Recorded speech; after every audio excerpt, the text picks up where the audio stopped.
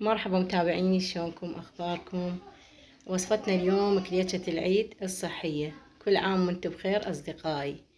طبعا بدون شوفان وبدون دقيق لحساسية الجلوتين والكيتو دايت.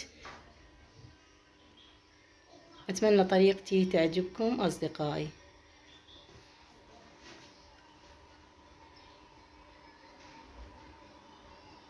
وهاي المكونات نبدي بسم الله. طبعا عندنا بيضة واحدة، او عندنا كوب من اللوز، او عندنا نص كوب من السمسم، او عندنا هذا الزيت الحيواني او دهن الحار ملعقة ونص بس، او عندنا ملعقة فانيلا وبيكنج باودر وظرف واحد من ستيفيا، والتحلية حسب ما انت تحبون. طبعا عندنا هاي محضرة الطعام اصدقائي، نخلي كل المواد بيها. اللوز ما مطحون، السمسم ما مطحون، كله نخليه بالمحضرة على مود نسهل عليكم الشغل. وهاي خلينا كل المواد ان شاء الله، وراح نخلطهم بالمحضرة ونرجع لكم نطحنهم. العفو.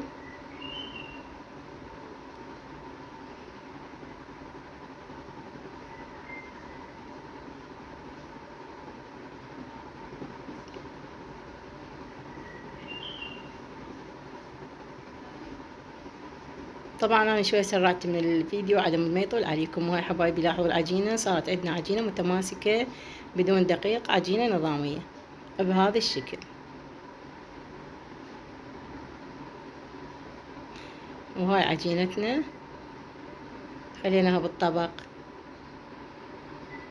وراح نبدي نشكلها شلون ما نريد، شلون ما تحبون تشكلوها. هاي لاحظوا حبايبي. هسه ان نجهز الحشوة. طبعا ماكو كليشة بدون حشوة.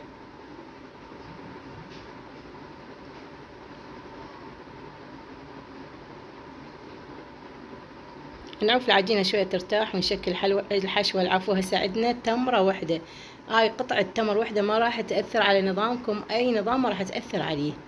وعندنا نص ملعقة من الكبار من الكاكاو الخام، وناخذ قطعة من عجينة الكليشة نفسها. راح نسوي تمر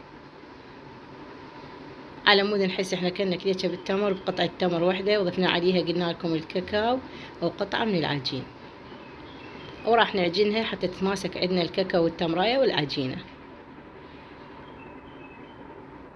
ولاحظوا اصدقائي، هاي عندنا الرول مال التمر صار بهذا الشكل. نحضر العجينة حتى نحشي التمر بيها.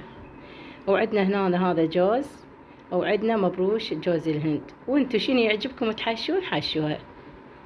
انا المتوفر عندي هاي المواد كانت، فنخلي ظرف ستيفيا على الجوز وعلى جوز الهند على مود نحس بالطعم شوية الحالات مال الحشوة. نخلطها حتى تتجانس عندنا.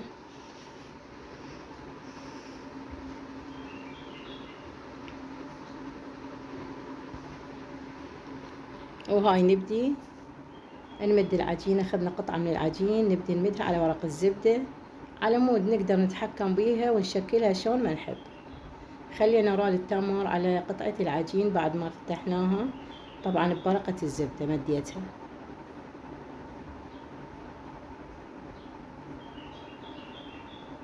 نحاول هاي بهذه الطريقة بهالشكل نلفها.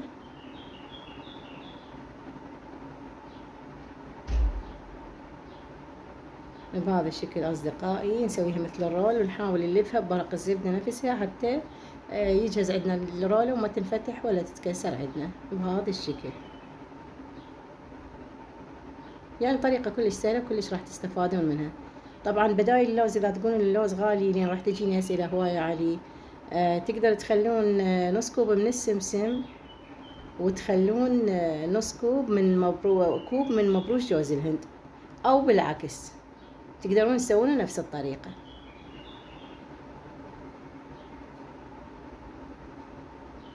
أو بديل السمسم تردون ويا اللوز تخلون جوز الهند هم ماكو مشكلة. وبديل السكر تردون عسل هم ماكو مشكلة، هم تصير حسب النظام اللي عندكم. وهاي حبايبي شوف هسه عندنا صارت عندنا كليشة نظامية وصحية، وحتى أطيب من الكليشة الحقيقية. هسه هاي نحشي بالقالب. طبعا نخلي كيس نايلون على القالب حتى ما تلتصق عندنا وما تتفلش القطعة مال الكيكة بهذا الشكل.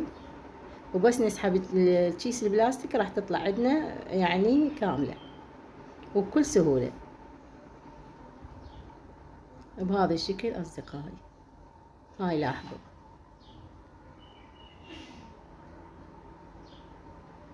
وهاي كملنا نخليها بالفرن، طبعا فرن حامي على درجة حرارة 150 5 دقائق وتستوي. و5 دقائق من تاخذ لون طفوها وعوفوها بالفرن لحد ما تبرد تماما، لا تلزموها وهي بعدها حارة، تبرد تماما. يلا وهاي شوفوا حبايبي بهذا الشكل صارت عندنا. وهاي راح افتح لكم وحدة. حبايبي لا تنسونا بدعمكم باللايك والاشتراك. شكرا للمشاهدة أصدقائي، حتى نستمر وياكم. والسلام عليكم ورحمة الله وبركاته.